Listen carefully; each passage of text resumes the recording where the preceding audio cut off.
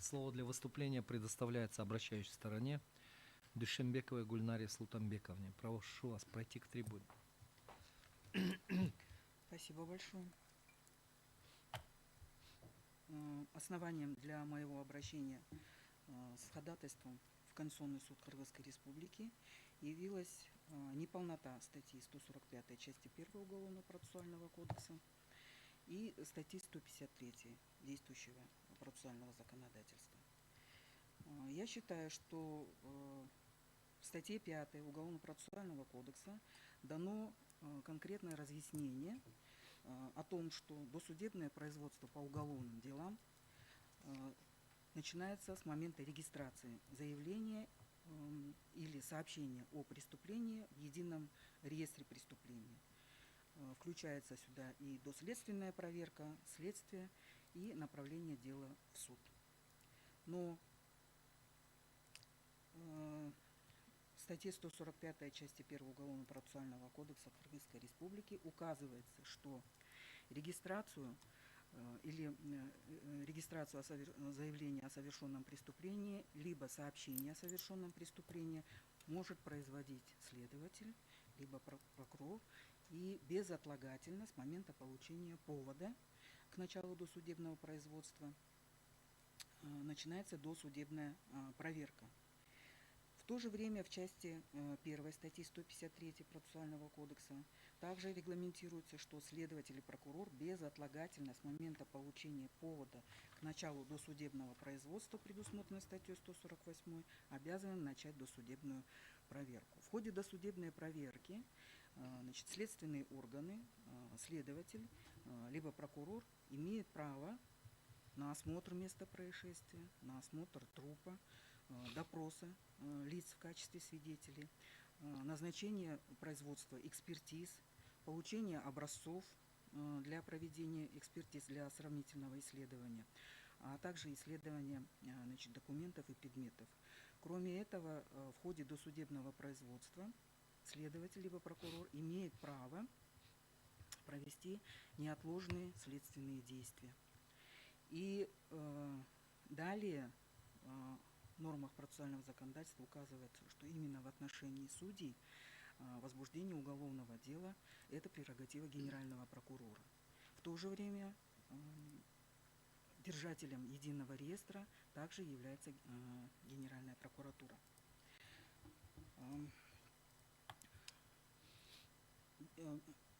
Следственные мероприятия, которые носят безотлагательный характер, они проводятся без санкции следственного судьи.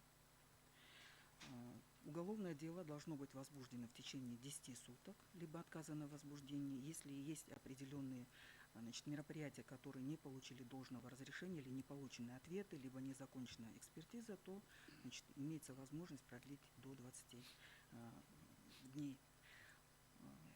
Уважаемые судьи Конституционного суда, я полагаю, что судьи – это вершина правосудия. Они наделены определенными полномочиями. От их решений зависит не только судьбы отдельных граждан, но иногда и судьба государства, политики государства. Поэтому я считаю, что Конституция должна защищать интересы и права судей. Нормами процессуального законодательства следственные действия или судебное производство, досудебное производство в отношении судей как отдельной категории лиц выделено в отдельную главу, в 56-ю. Но, исходя из толкования норм 145-й, мы видим, что любой следователь любого уровня, любой прокурор любого уровня может внести информацию в единый реестр. Это говорит о уязвимости судей. Поскольку судьи рассматривают обширную категорию дел, в том числе и по обращению граждан на действия или бездействие государственных органов, я полагаю, что между этими ведомствами могут возникнуть противоречия. И поэтому для того, чтобы судьи могли без оглядки осуществлять или отправлять законное правосудие, мы должны защитить их права. В чем выражается защита? Я полагаю, что в статье 145 не конкретизировано о том, что в отношении судей, как отдельной категории лиц, должно быть вестись особое производство. Ведь вот эти специальные следственные действия, они и есть следственные действия, которые, по сути, должны производиться после возбуждения уголовного дела. Но законодатель включил их в категорию досудебной проверки.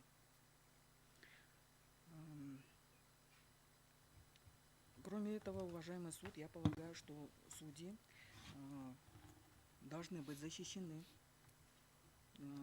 должны иметь право обращения в судебные органы за защитой своих нарушенных прав. В Конституции прямо указано о том, что в статье 61, что все имеют право на судебную защиту. Но в данной категории, по данному, при толковании данной нормы усматривается о том, что при включении, значит, в единый реестр лицо, в отношении кого ведутся, значит, определенные следственные мероприятия, оно не извещается. Извещается только лицо, которое обратилось с заявлением, либо сообщило о совершенном или готовящемся преступлении. А само лицо, в отношении которого ведется досудебная проверка, это лицо остается неуведомленным. Есть определенная стадия привлечения судей как отдельной категории лиц к уголовной ответственности. Это закреплено и в законе о статусе судей, что привлечение к уголовной ответственности возможно только после решения Совета, причем положительного решения Совета судей. И в Совет судей имеет право обратиться только генеральный прокурор. Но до обращения генерального прокурора получается, что определенные следственные действия могут быть проведены, получены определенные доказательства, и практически генеральному прокурору ничего не остается, как решать вопрос о возбуждении уголовного дела. Почему я обратилась с таким ходатайством? В качестве примера я хочу привести уголовное дело, возбужденное в отношении экс-судьи Первомайского районного суда Урузбаковой Махсат. Данное дело было, она является моей подзащитной. Значит, данное дело было зарегистрировано, заявление от заявителя поступило 12 марта. Оно было зарегистрировано следователями финполиции города Бишкек. Даже не республики, даже не прокуратуры. И генеральный прокурор об этом уведомлен не был. Он узнал об этом только после того, когда были проведены ряд неотложных следственных мероприятий, в том числе обыск в кабинете, задержание судьи, были отобраны образцы для проведения экспертизы, и только после этого, значит, генеральный прокурор был уведомлен.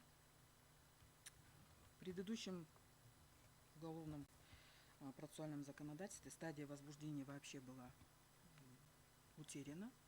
То есть уголовное судопроизводство начиналось с момента регистрации в едином реестре преступлений и, значит, с момента уведомления лица по подозрению в совершении преступления.